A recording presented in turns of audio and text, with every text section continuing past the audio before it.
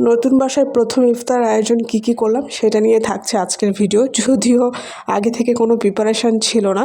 Hello viewers, আসসালামু আলাইকুম। চলে আসলাম নিয়নতার ছোটো একটি ভিডিও নিয়ে। আজকের ভিডিওটা ছিল ইফতার আয়োজন নিয়ে, সব কিছু আমরা সারাদিন কি করলাম। তো আগে থেকে কোনো প্রিপারেশন নিইনি, যেহেতু রোজার একদিন আগে বাসাটা চেঞ্জ করা হয়েছে। তো সকালে ঘুম থেকে উঠেই তো বুট ভিজিয়ে দিয়েছিলাম, সাথে ডাল।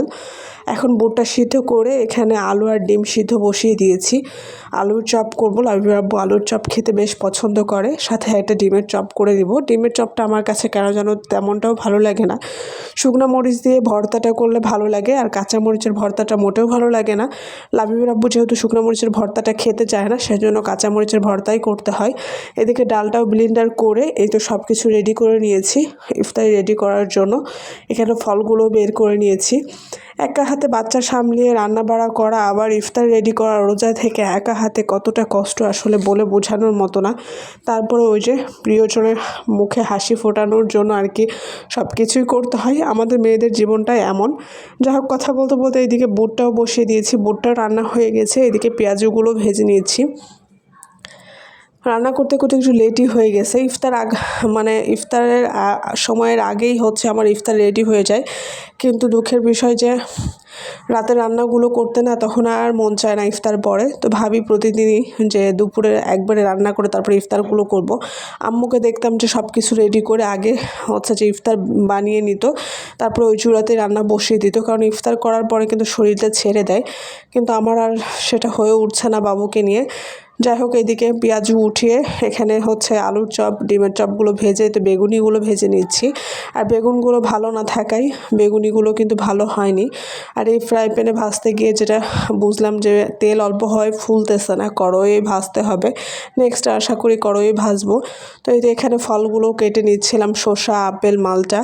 আর ইফতারি অনেক কিছুই আয়োজন করা হয়। আব্বু সব কিছু মোটামুটি প্রথমের দিকে নিয়ে আসে, পরে আর আনা হয় না।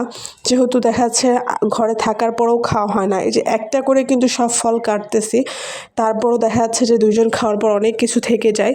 আর এদিকে বাড়িওয়ালা আন্টিও ইফতার পাঠাইছে। সব মিলিয়ে না অনেক ইফতার জমা হয়ে গিয়েছিল, দুইজন মানুষ খেয়ে শেষ করতে পারছিলাম না। ইফতার রেডি করে রেখে চলে আসি ছাদে কাপড় নেওয়ার জন্য। আর কাপড় নিয়ে আসার কিছুক্ষণের মধ্যে লাবিবের আব্বু চলে আসে, তারপরে ইফতারের সময় হয়ে যায়। আর এতে আমরা টেবিলে বসে ইফতার করে নিচ্ছিলাম।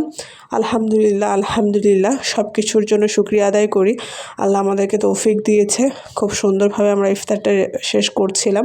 আমার ছেলে খাক আর না খাক নষ্ট করার জন্য এক্সপার্ট।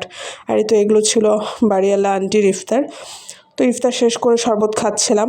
অনেকে ইফতারের আগে খায়, আমরা ইফতারের আগে পানি খেজুরটাই খাই। তারপরে যে ইফতার শেষ করে আমরা শরবতটা খাই। তো এখানে লাবির আব্বু ইসফি নিয়ে আসছিলো, তো আমি লেবু দিয়ে পানিটা গুলে তারপরে ইসফি দিয়ে তো গ্লাসে নিয়ে নিচ্ছিলাম। আর অনেক মজা হয়েছিল শরবতটা খেতে। খাওয়া শেষেই তো মুড়ি মাখিয়ে নিচ্ছি। প্রথমে গোটা কিছু খেয়ে তারপর আমরা যে নামাজ টামাজ পড়ে তারপরে মুড়ি মাখাটা খাই সাধারণত। আর চাটা না খেয়ে মনে হচ্ছিলো শরীরটা আউলিয়ে যাচ্ছিল আর কি, এত ক্লান্ত লাগতেছিল। চা খাওয়ার পরে ক্লান্তিটা দূর হয়। যাই হোক, এরই মাঝে বাবা ছেলে নিচে গিয়ে আইসক্রিম নিয়ে আসছে। এখন আইসক্রিম খাওয়ার জন্য আমার ছেলে পাগল। তো এই তো এখানে তিনজনের জন্যই আইসক্রিম নিয়ে নিচ্ছিলাম। এই ছিল আমাদের আজকের ভিডিও। আশা করি ভালো লাগবে, আর ভালো লাগলে অবশ্যই লাইক, শেয়ার, কমেন্ট করে সাথে থাকবেন। আল্লাহ হাফেজ।